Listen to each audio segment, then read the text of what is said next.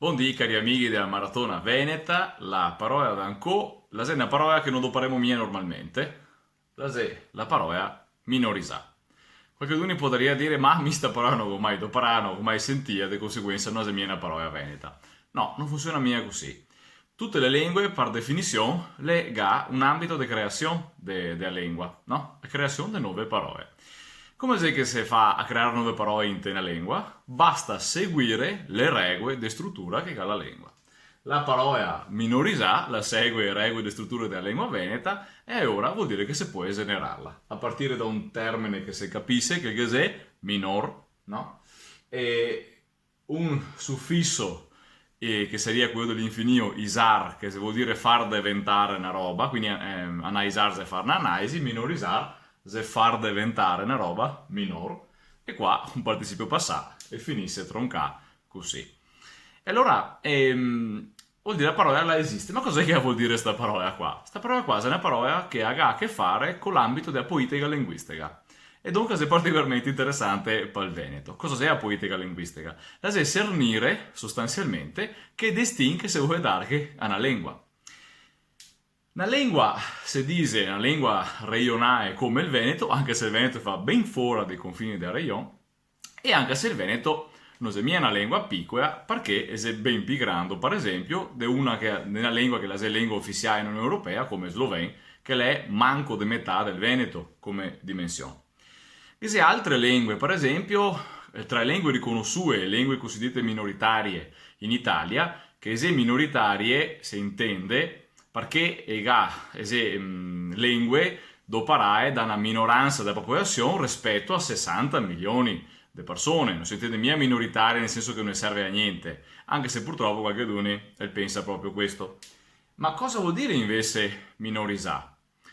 È un termine abbastanza moderno che vuol dire sostanzialmente una lingua che varia e che ha tutte le potenzialità per essere lingua ufficiale, bon, o anche co-ufficiale, ma che la viene tegnesta sotto, che la viene minorizzata.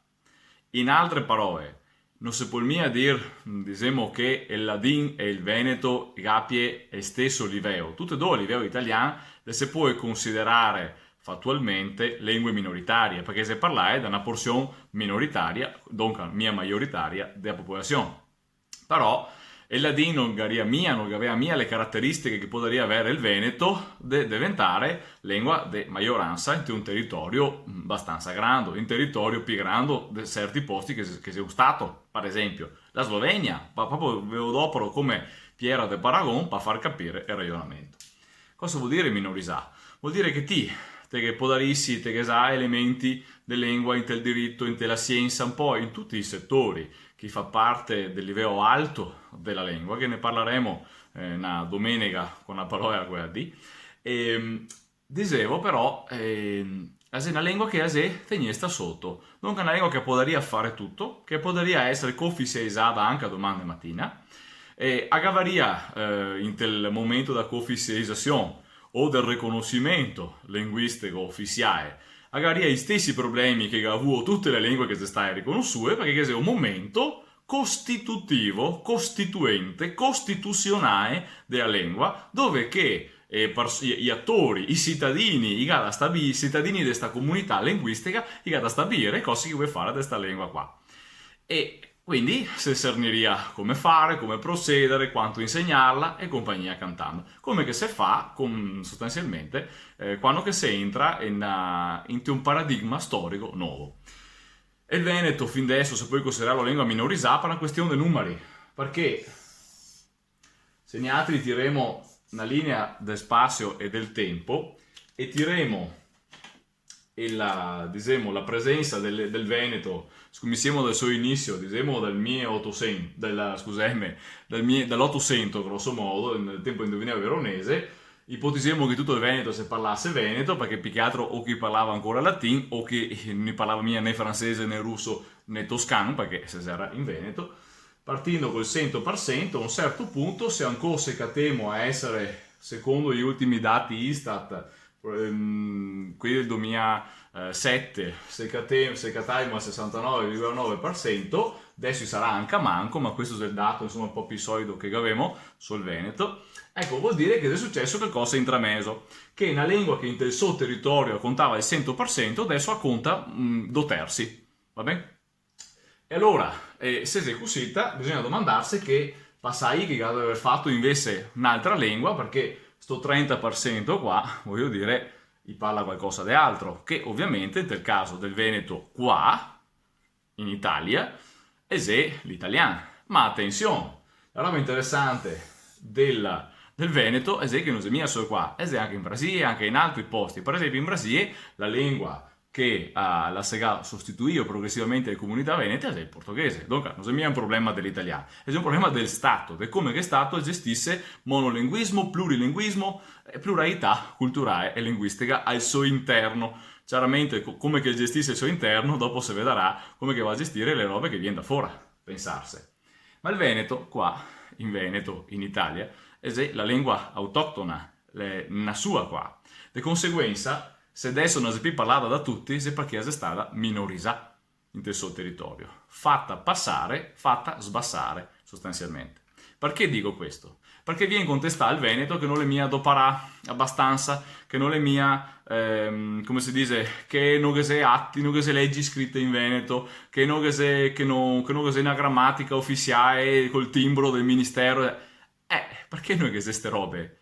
Perché giuridicamente, legalmente, ste robe non si consentie. Ora non te me puoi dire te si una lingua solo se ti arrivi insieme all'Everest e appena che mi metto a camminare per andare insieme te mi dici no, ti non te vedo da nessuna parte, perché ora vuol dire che te si ti che non te vuoi che mi arrivi insieme, no mi che non so bon. Ecco il concetto di minorizzare.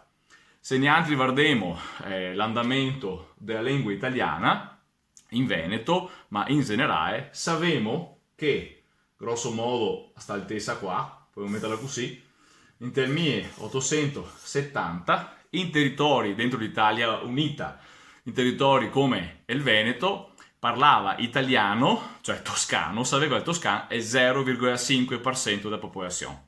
E ora capì che evidentemente se l'italiano che si arriva successivamente è normale, è giusto imparare la lingua del Stato, ma sta roba qua non ha mica da imporre, implicare necessariamente che la lingua che era il 100% è il Veneto, nel nostro caso, la capi da essere minorizzata e dunque che il Veneto dal 100% è capi da decadere perché si arriva a una lingua istituzionale. Basta bene la lingua istituzionale, specialmente e soprattutto se ammessa portare avanti che è la lingua che mi so portare da mie e 200 anni.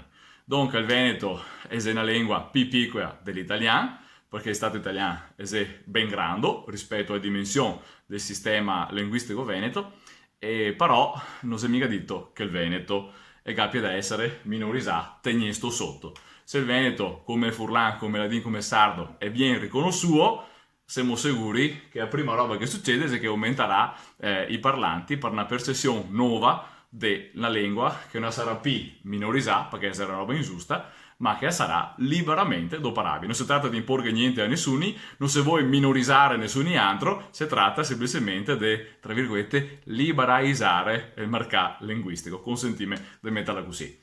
Allora, abbiamo qua fatto anche il nostro episodio 28, così come Maratona Veneta, se vediamo domani. Ciao!